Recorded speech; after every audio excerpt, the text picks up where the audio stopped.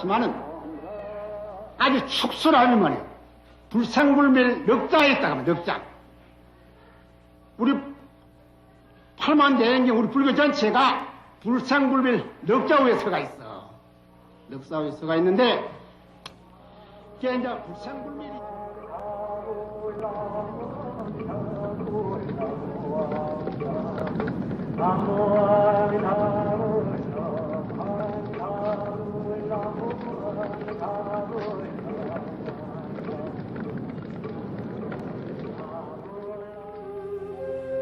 여기에서 큰 스님께서는 떠나셨다.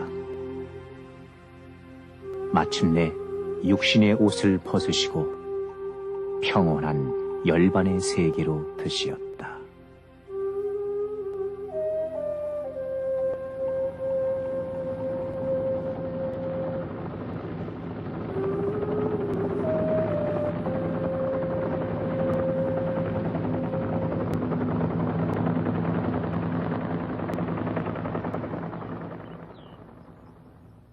해인사 가는 길. 생사고해의 중생들이 잠시 사바세계를 등지고 걷는 길이다. 모든 번뇌가 잠든 해인산매의 경지. 나 역시 그런 부처님의 마음을 바라며 처음 이 가야산 자락을 찾았었다. 그리고 나와 해인사는 곧 가야산 호랑이 성철 큰 스님과의 인연으로 이어졌다. 하지만 이제 가야산에 호랑이는 없다. 우리에게 주시던 매서운 가르침을 이제 어디에서도 들을 수 없다. 부처도 믿지 말고 조사도 믿지 말라. 그런 동시에 서가도 필요 없고 달마도 필요 없다. 오직 자기 자신이 부처인 줄로 알고 자기 자신이 절대 직만하되면은 영원한 생명과 무한한 능력을 가진 사람. 이것을 바로 알고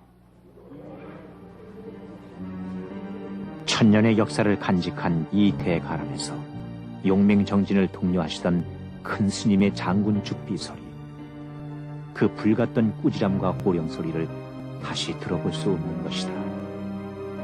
그러나 큰 스님은 그날 우리들 가슴 속으로 들어가셨다.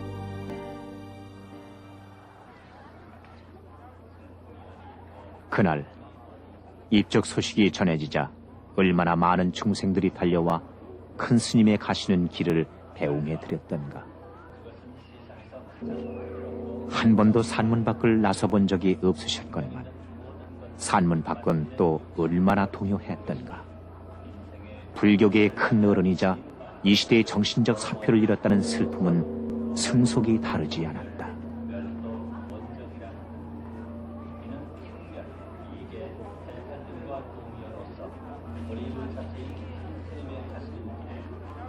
열반 이후 49제까지 조문객 200만.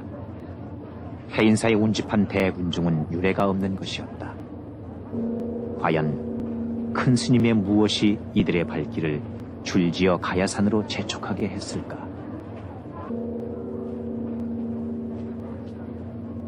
열반 이후 그분의 생애에 대한 관심과 궁금증은 수많은 특집 기사와 영상물로 쏟아져 나왔으며 생전에 그분 말씀과 행장이 책으로 묶여져 나왔다.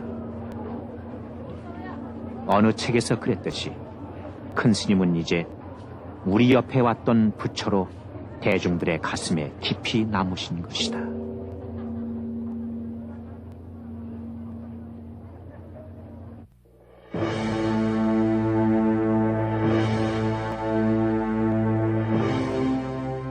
대체 어떤 분이셨길래,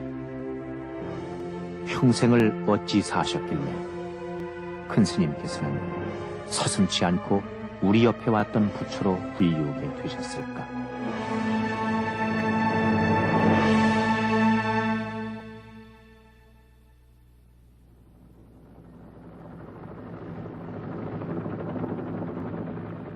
옛날에는 산수갑산 다음의 휴양지로 알려졌던 경남 산청.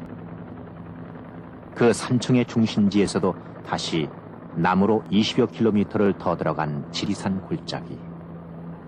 우리 스님은 이곳 단성면 묵공리에서 나고 자라셨다.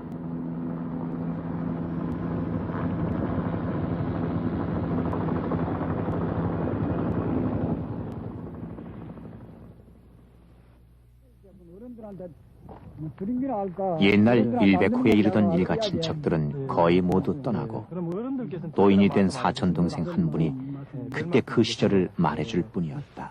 상가터는 여기 긴데 저 어등 밑에 저게 몸체가 있었고 저쪽에요. 산 밑에 저게 산 밑에. 조그만 높은 데 있네. 예, 두둑한 거. 두둑한 저기 죽담이라. 예. 저게 이제 사랑채가 여기 있었고. 사랑채. 여쪽에 여기 이제 집기가 있는데 여쪽 여기 이제 고항채가 여기 있었고. 여기 이제 소마구가 여기 있었는데. 옛날에 그럼 이 집까지 큰 스님체였습니까? 이 집까지. 여기까지 이제 한대를 따른 터라. 예. 본체랑 사랑방이랑 집에 형체는 간 것 없고 생가터엔 들풀만이 무성했다.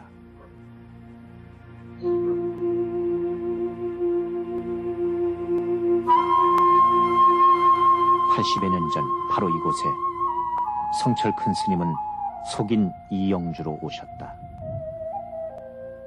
총명한 이영주는 합천이시 종가의 종선이셨고 7남매 중 장남이셨다.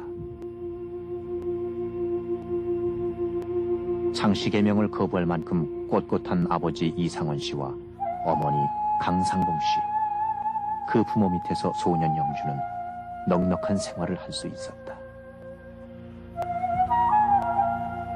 큰 부자는 아니고, 큰 부자는 아니고 그냥 장마지 살았는데 한 번만 한 50마지 뭐 넘게 됐는가. 한 50마지게요. 감석대 큰 게 있고 이제 대마치 큰 게 있고 한판 좀 있고 그 정도지. 큰 뭐 들라 그러면 분명 찍고 살 정도는 아니죠. 큰 스님은 19에 이르자 20살의 교수 이덕명 여인과 혼인해서 이 땅 묵공리의 기둥이 될 것으로 기대됐다.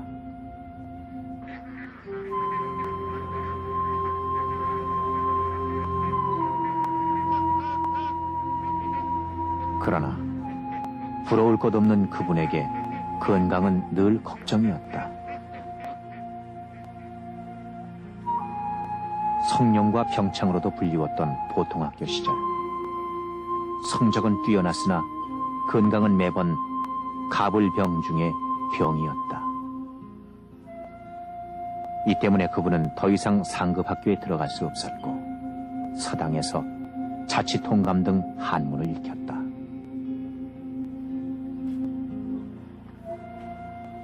그분은 대밭에서 밤나무 숲에서 가만히 앉아 영혼의 문제를 골똘히 생각하는가 하면 독학으로 동서양의 책들을 무섭게 읽어나갔다고 한다.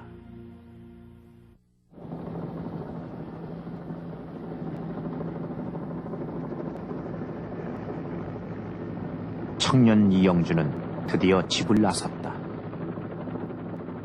영혼의 문제를 풀 수 있는 열쇠를 구하기 위해서 집과 고향을 뒤로 하고 산으로 깊이 들어가셨다.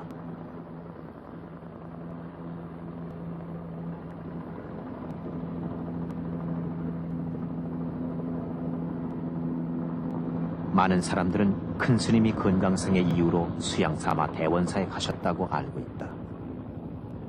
하지만 이번에 발견된 도서 목록과 회광 스님의 말씀으로 미루어 볼 때 큰 스님의 대원사 행은 스스로 선택한 구도의 길이라고 해석해야 할 것이다.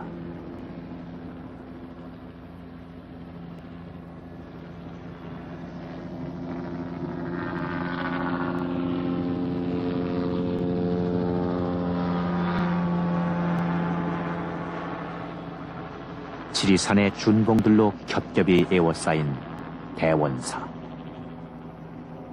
큰 스님께 이 길은 근원적인 문제에 대한 열쇠를 구하러 가는 최초의 장정길이었을 것이다.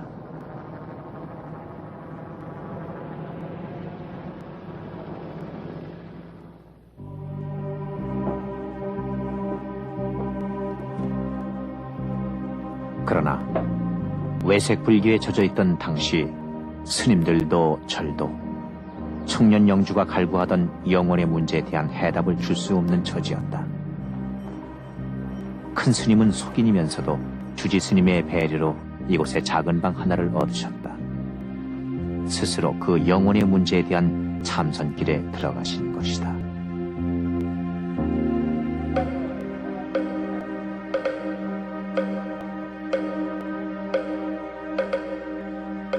그 무렵 대해선사의 서장은 당신의 시만을 밝히시던 책 중 하나다. 그로 인해 화두 참선이야말로 생사해탈의 대도로 들어서는 지름길임을 깨닫고 그분은 누구의 지도도 받지 않은 채 면벽좌선에 드신다. 그것이 자성을 찾는 긴 여행의 시작이었을까?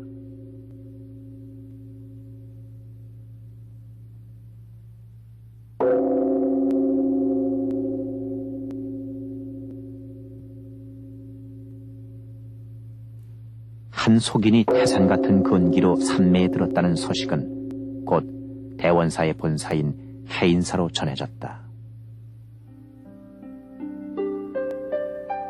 신라 화엄 10철 가운데 하나로 천년 동안 깨달음의 빛을 중생들에게 비추어 온 해인사. 1935년 초겨울 큰 스님은 본격적인 화두 참선을 위해 이곳 해인사로 옮겨오신다. 마침 그때 해인사에는 김범린, 최범수 등이 있었고 당대의 선지식 동산 스님께서는 100년 안에 머물고 계셨다. 청년 영주를 만난 동산 스님은 곧 큰 그릇임을 감지하시고 퇴설당 선방의 자리를 마련해주며 출가하기를 권한다.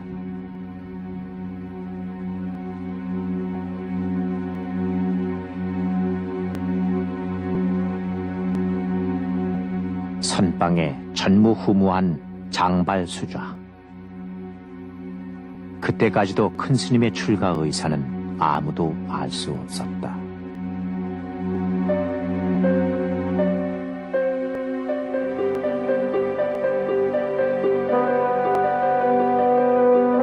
결제가 시작되던 날, 동산 스님의 법문은 그 장발수좌의 마음자리에 운명적인 싹을 틔워놓는다. 여기 길이 있다. 아무도 그 비결을 말해주지 않는다. 그대 스스로 그 문을 열고 들어가기까지는. 그러나 그 길에는 문이 없다. 그리고 마침내 길 자체도 없다.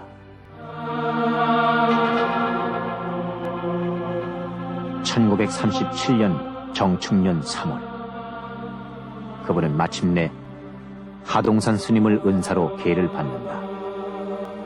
세간에서 출세간으로. 이영주라는 속인의 옷을 벗으시고 성철이라는 법명으로 운수납자의 길을 출발하신 것이다. 그 길은 만고불변의 진리를 향한 것이었으나 결코 쉽지만은 않은 여정이었다. 그토록 흐트러진 이 땅의 불교 속에서 참선으로 진리의 문을 열리라는 발언을 세우고 그 대장정의 첫 발을 놓은 곳이 범어사의 금어선원.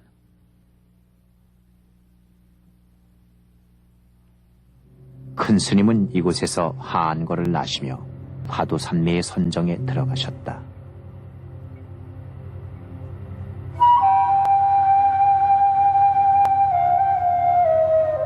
스스로 구한 화두는 부자무불성. 출가시처럼 진리를 위해 세속의 모든 인연들을 잘라내고 찾아오신 어머니와의 만남도 거절하신다.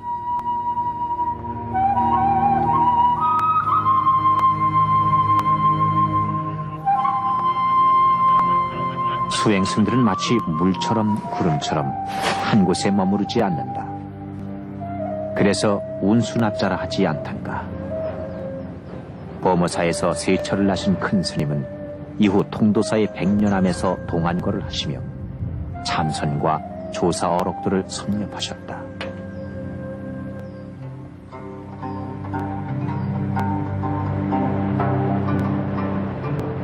다시 범어사 내원함에서 하한 것. 큰 스님은 화두를 온몸에서 잠시도 놓지 않으셨다. 스님께서는 이미 대원사 처사 시절에 동정이결을 이루셨다고 하셨다. 후자무불성, 부처님으로부터 미물에 이르기까지 온갖 것들에게 다 불성이 있다 했는데 조주 스님께서는 왜 개에게는 불성이 없다 하셨을까? 큰 스님의 정지는 경북 은혜사의 운부함에서도 한결같은 모습으로 이어지셨다.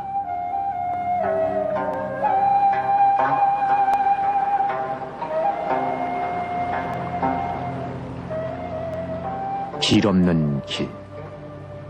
타고난 마음이 곧 부처라지만 거기에 이르는 길은 여전히 멀다. 큰 스님은 은혜사에서 금강산 마하연사로 옮기신다. 마하연에는 당대의 선승 설서구 스님이 머물고 계셔 전국의 납자들이 모여들고 있었다. 큰 바위같이 요지부동 참선에 몰두해 있던 큰 스님은 어머님이 찾아오시자 길목에 돌을 던지며 피해 다니셨다고 한다. 선방의 대중들이 들고 일어나 어머님을 모시라고 결의를 하고서야 큰 스님은 그 어머님을 등에 업고 7일 동안 금강산을 구경시켜드렸다고 한다. 동화사 금당선원. 꿈속에서도 깊은 잠 속에서도 화두를 놓지 않던 큰 스님은 이미 그 무슨 일을 해도 화두가 성성한 오매이저의 단계를 뛰어넘고 계셨다. 그러나 궁극의 경지를 앞두고 그 혹독한 구도행은 또다시 이어지고 있었다. 그리고 1940년 여름, 세속의 나이 29.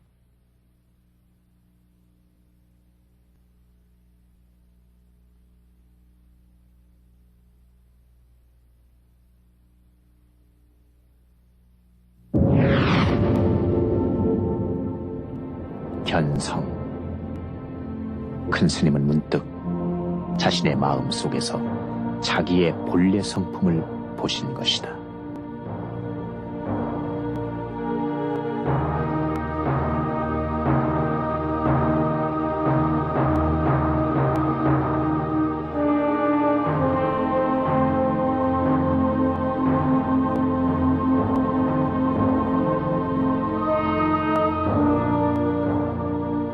황하수 서쪽으로 거슬러 흘러 골륜산 정상에 치솟아 올랐으니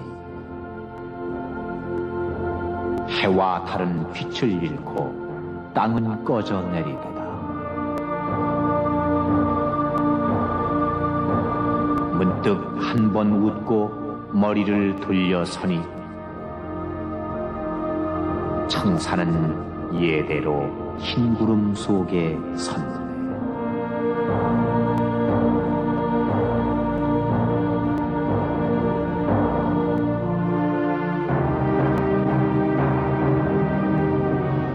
(26에) 출가하신 그분은 불과 3년 뒤인 29에 오도송을 읊으시고 눈부신 화별의 세계로 들어가신 것이다.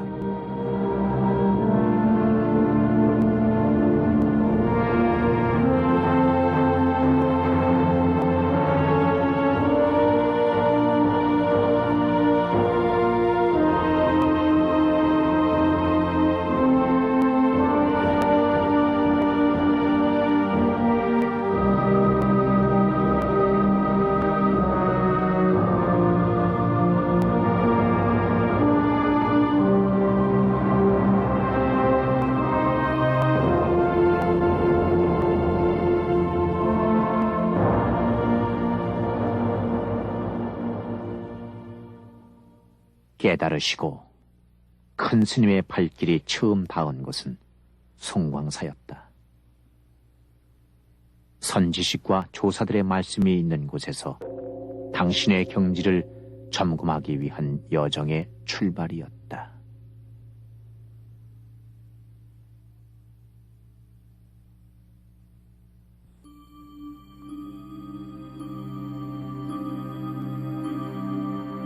송광사에서 큰 스님은 보조 스님의 저서를 도파하신다.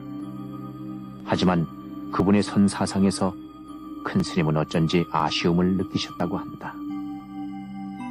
깨달음이 이루어지면 닦음도 단번에 이루어지는 경지가 큰 스님께서 생각하는 견성이었으나 보조 스님의 가르침은 도노 점수. 800여 년 전에 보조 스님은 먼저 깨달은 뒤에 닦는 것이라고 가르치셨다. 그러나 성철 스님에게 도노 점수는 깨달음과 닦음이 동강나는 것일 뿐이었다.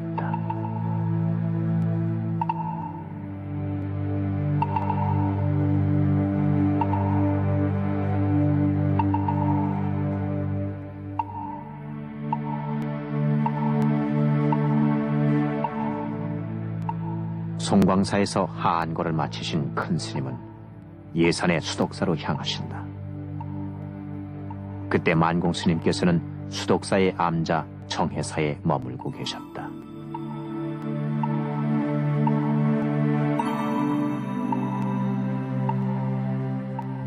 경허선사의 선풍을 당당히 이은 만공 대선사. 그러나 정해사에서 동안거를 하시며 성철 큰 스님은 깨달음에 대한 인가가 이곳 역시 참으로 가볍게 이루어지고 있음을 느끼신다.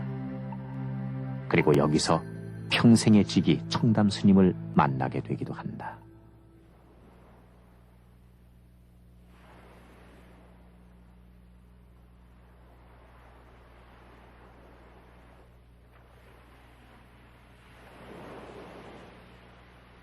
해가 바뀌고 큰 스님은 간월도로 옮겨가신 선지식 만공 스님을 찾아갔다. 그분께 화두가 얼마나 성성하신지를 여쭈어 보셨으나 팔공산에서 어디서 3번 확철대우했노라고 대답하실 뿐 화두는 성성하지 않다고 하셨다. 멀리 대각의 빛이 새어나오는 문만 보고서는 깨쳤다고 말할 수 없다. 그 문으로 확실히 들어서기 전까지는 성철 큰 스님께는 깨달음이 아니었다. 그러나 당시의 수행자들은 철저한 깨달음의 경지도 없이 만행 기행을 흉내내기 일쑤였다.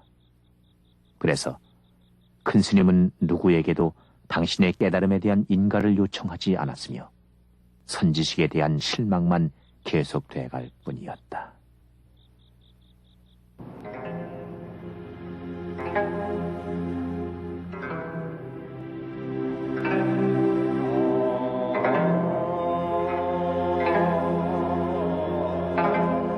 어느덧 여름이 깊어있다. 사불산 대승사. 복초남과 도리사를 거친 큰 스님께서 도착하신 곳은 대승사였다. 그때 양식이 없어서 선빵을 차리기도 어려웠던 대승사를 떠받친 분은 성철 스님, 그리고 절친한 도반 청담 스님이셨다. 훗날 한국 불교의 두 기둥이 되시는 그 두 분은 정해사 이후 다시 만나 진리를 향한 깊은 산내에 들어가신다. 이때 성철 스님께서는 장좌 불화를 계속하고 계셨다.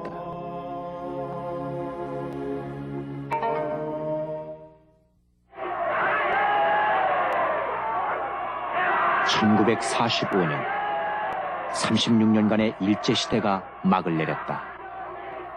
해방의 감격과 함께 이 땅의 스님들도 해야 할 일이 많아지신다.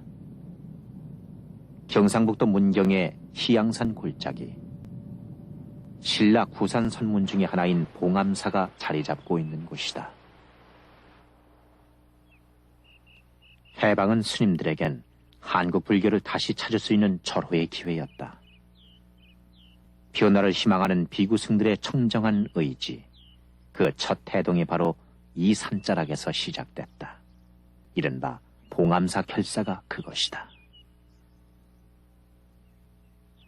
봉암사는 이 땅에 불교가 들어온 이래 변함없이 그 선풍을 이어온 참선 도량이다. 일반 신도의 출입과 촬영이 금지된 이곳에는 지금도 납자들이 결제 해제가 따로 없을 만큼 정진에 힘쓰고 있다.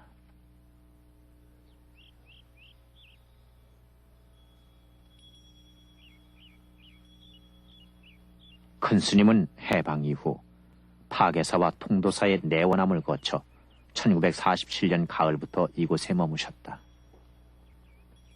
큰 스님의 주도로 진행된 봉안 결사는 선종 본래의 종풍을 살리고 옛 총림의 법도를 이 땅에 재현하는 것이었다.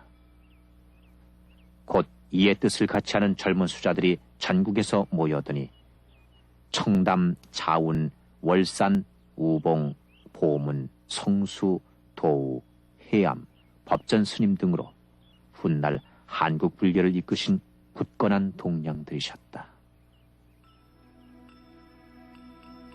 큰 스님이 친히 쓰신 공주 규약은 그 시절 봉암사에서 함께 생활하는 납자들이라면 어김없이 지켜야 할 약속이었다. 그것은 부처님 법대로 살아가기 위한 참으로 엄격한 실천 공행이었다.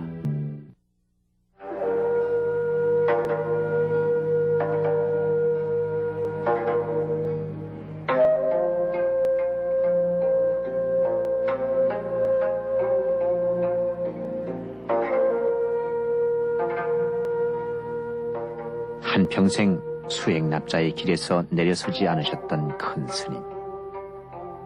그분의 발자취는 정화불사가 한창 일어날 무렵 파괴사의 성전암으로 향하고 있었다.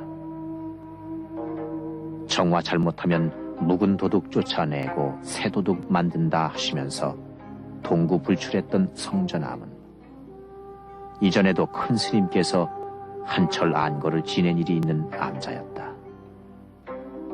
1955년 겨울, 큰 스님은 퇴락한 암자를 법전 스님으로 하여금 수리하게 한 뒤 그 들레에 철조망을 둘러치셨다.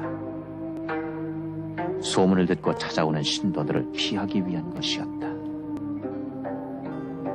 마음이 고요하지 않고는 자기 면목이 보여지지 않는다. 이미 지혜의 빛을 본 지 오래인 큰 스님께 철조망은 과연 무슨 의미였을까? 바깥 출입을 삼가하는 동구불출. 큰 스님을 말해주는 또 하나의 신화가 이곳에서 이루어지고 있었다. 큰 스님께서 시류를 멀리한 채 철조망 안에만 머물러 계시는 동안 어느덧 10년이라는 세월이 흘렀다.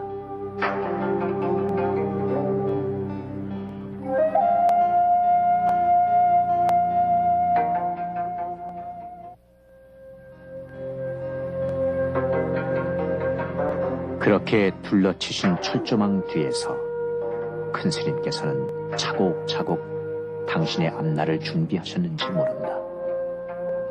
수많은 불경과 어록, 과학과 수학 및 외국의 전문 서적들도 독파해 나가셨다.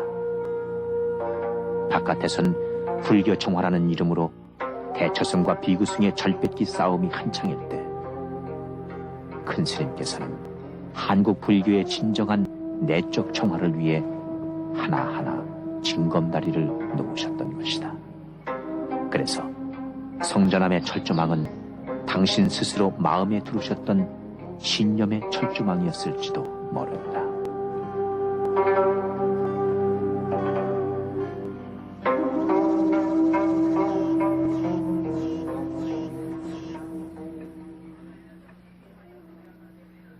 (1965년) 큰 스님께서는 마침내 닫혔던 선방문을 나와 김영사에서 당신의 사상을 사자후로 토해내기 시작하신다.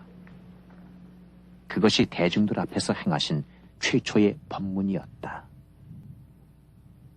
사람이 죽으면은 인간이 뭐 영혼이 말이야. 사람 죽어 생명이 끊어지면은 그 영혼이 분명히 없어지지 않는데 그 영혼이 다시 말이야. 윤회를 하더라고. 재생을 한단 말이야. 요새 세상선거 재생을 하는데 다시 재생을 한다. 다시 윤회를 한다고 말이야. 근데 결국 어찌 되냐면은 개가 죽어서 개가 되기도 하고 사람이 죽어서 사람이 되기도 하고 개가 죽어서 사람이 되기도 하고 사람이 죽어서 개가 되기도 하고 그 윤회를 한다. 우리 불교 육도 윤회를 말하는 게 재상 이제 서양 속으로 재생을 하는데 윤회를 한다. 윤회를 해서 그래서 결국 이제 사람이 뭐 죽고 일하도록 해도 선방문이 열리자 큰 스님을 기다리고 있었던 분은 자운 스님이셨다. 도반 자운 스님은 성철 스님을 설득해서 해인사의 백년암으로 모신다. 성철 큰 스님, 당신께서 출가시를 읊으시며 머리를 깎은 바로 그 절. 큰 스님께 해인사의 백년암은 마치 마음의 고향과도 같았을 것이다. 봉암사에서의 결사의지를 상기시키며 큰 스님을 이곳으로 모셔온 자운 큰 스님은 곧 청담 큰 스님과 함께 해인사를 총림으로 키우는 데에 뜻을 모으신다.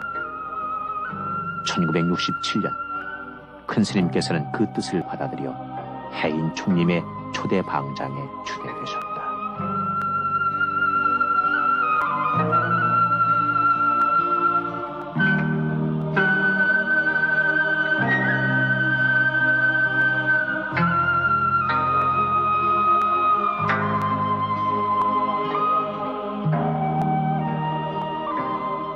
초대 방장에 추대되신 그해 동안거, 해인사 대적광전에서는 그 유명한 백일 법문이 시작된다. 하루 2~3시간씩 100일 동안 계속된 이 법문에서 큰 스님께서는 산만하고 흐트러진 불교 교리를 정리하시는 한편 새로운 해석을 가미하여 집대성하셨다. 양변을 버린 모든 양변 모순을 버린 말이야. 중도를 정립했다. 이렇게만 선언했죠.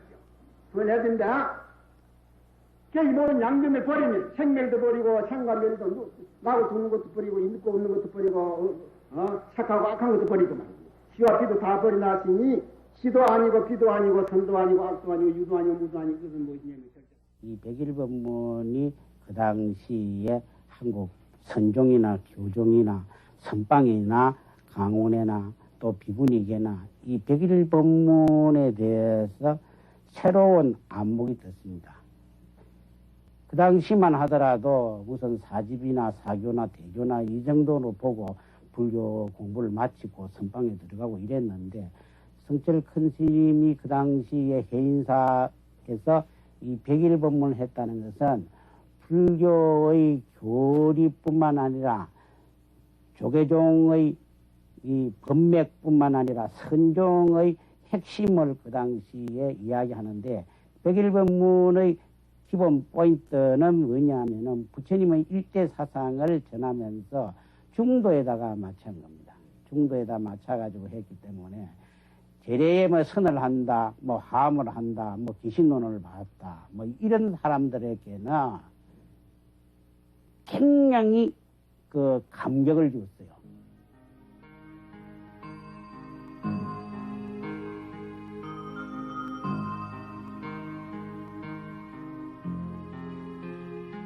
큰 스님께서 백년암에 주석하시면서 큰절 해인사는 차츰 그 면모가 새로워진다. 선원, 율원, 강원을 갖춘 명실상부한 총림으로서 그 수행의 터전을 다져놓은 것이다.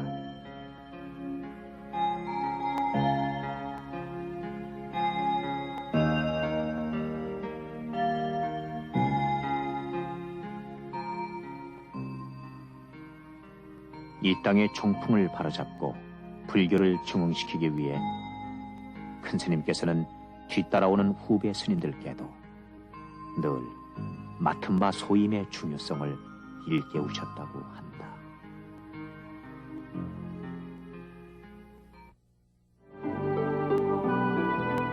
큰 스님께서 해인 총림의 방장으로 주석하신 지 10수년. 한국 불교는 또 한 차례의 거센 눈보라를 겪어야 했다. 해방 이후 비구와 대처승 간의 분규로 내분의 씨앗을 잉태하던 종권 다툼이 조계종 내부에도 끊임없이 전개되어 승려들의 기강은 흐트러져 있었다.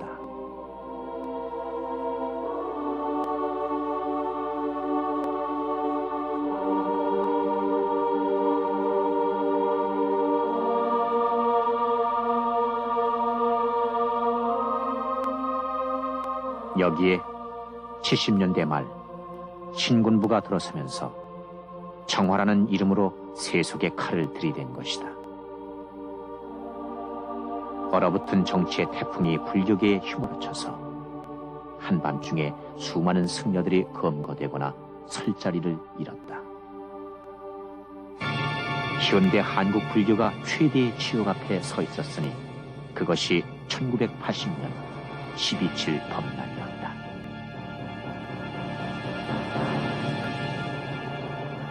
불교는 한 걸음 한 걸음 위기의 국면으로 빠져들고 있었다.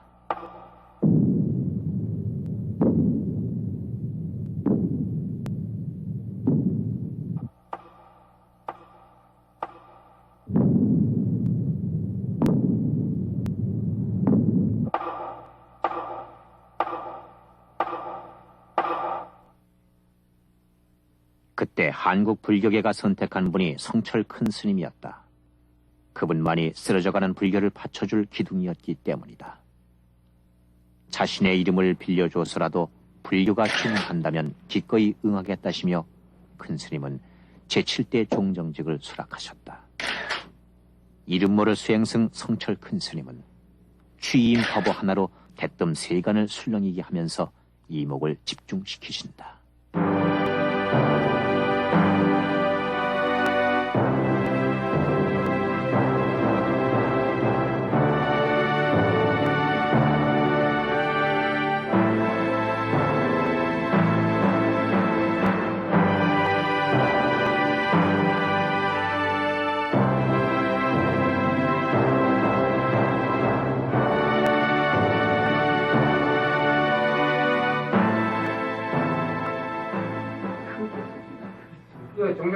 큰 스님은 종종 취임식 날에도 취임식장 서울에 가지 않으셨고 끝내 산승기를 고집하시면서 해인사에서 불자를 봉헌받으신 것이다.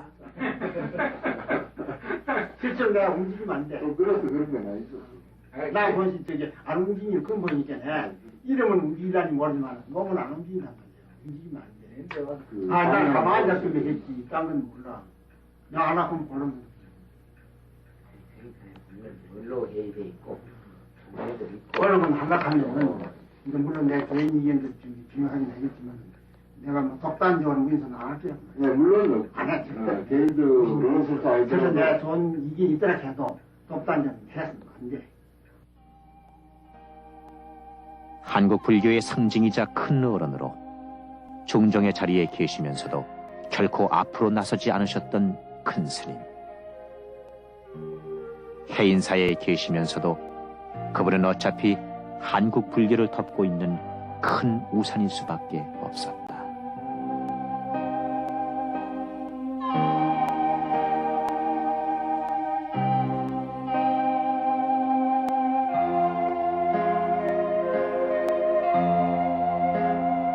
지난 88년 종단 내의 분규가 한창 심할 때 큰 스님은 미련 없이 종정 사퇴서를 던지셨다. 임기가 끝나던 91년에는 종정 연임을 사양하는 통고문을 보내기도 하신다. 하지만 거목의 자리를 쉽게 채울 수는 없었던지 제8대 종정 역시 1년간의 공석 끝에 결국 큰 스님이 연임하셨다.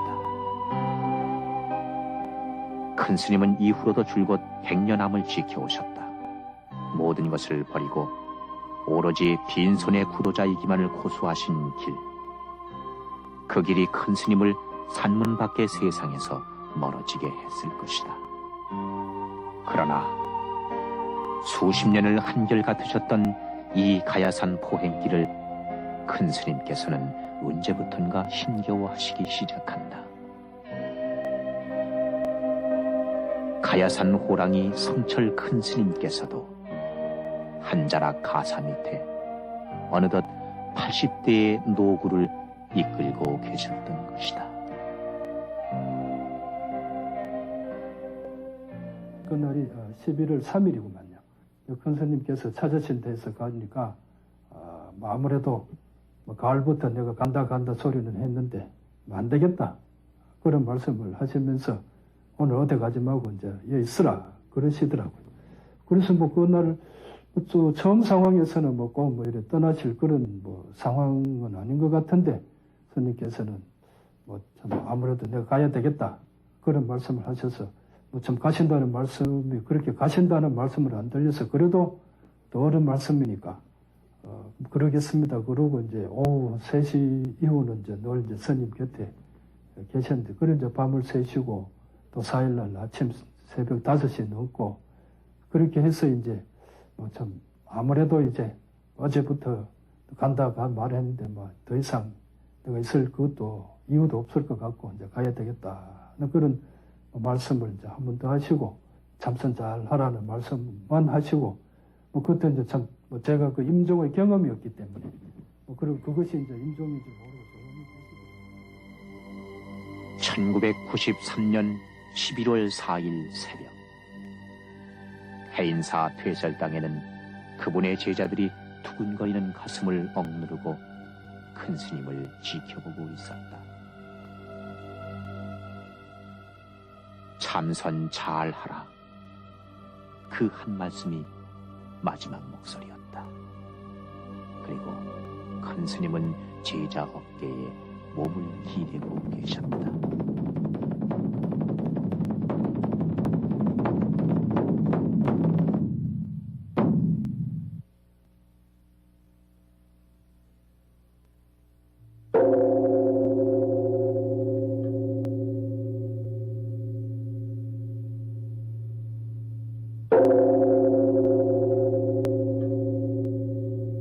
범납 59년 세수 82세 큰 스님께서는 그렇게 우리 곁을 떠나신 것이다.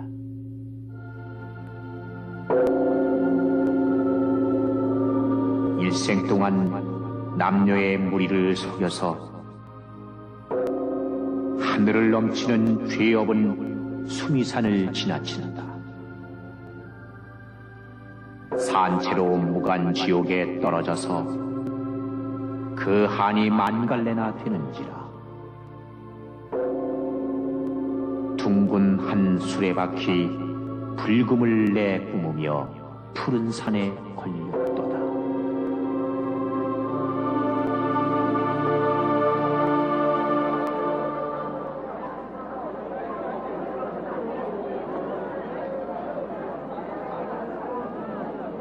세간에서 출세간으로, 그리고 마침내 생사를 벗어나 정멸에 드신 큰 스님. 입적하신 지 7일째 큰 스님의 법구는 평생을 주석하신 해인사 퇴설당을 떠나 일주문 밖에 마련된 연화대를 향하셨다.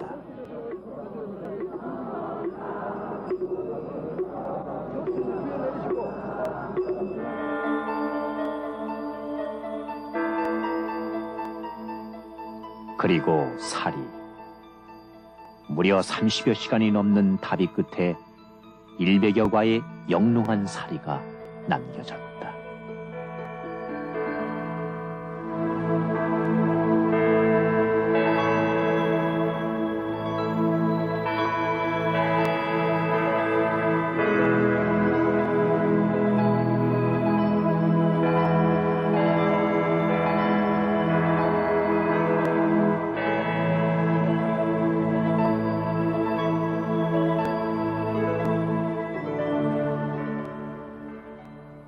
속인으로 오셨다가 큰 스님은 끝내 부처님의 길을 택하셨다.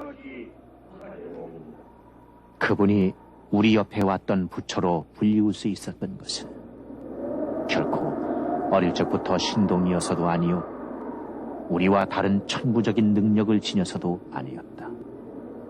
그것은 진리를 위해 모든 것을 버릴 수 있었던 용기, 그리고 그 결의를 평생 동안 유지할 수 있게 한 남다른 실천궁행 때문이었다.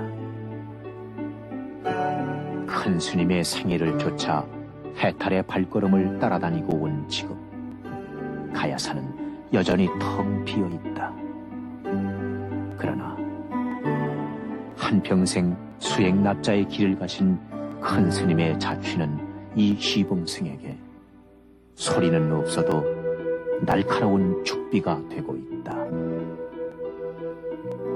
스님, 지금 상계는 진정 어지럽고 시끄럽습니다. 모든 것을 버리지 못한 탓이겠지요. 지금 스님께서는 어느 법계에서 산은 산이요 물은 물이라고 설법하고 계시는지요?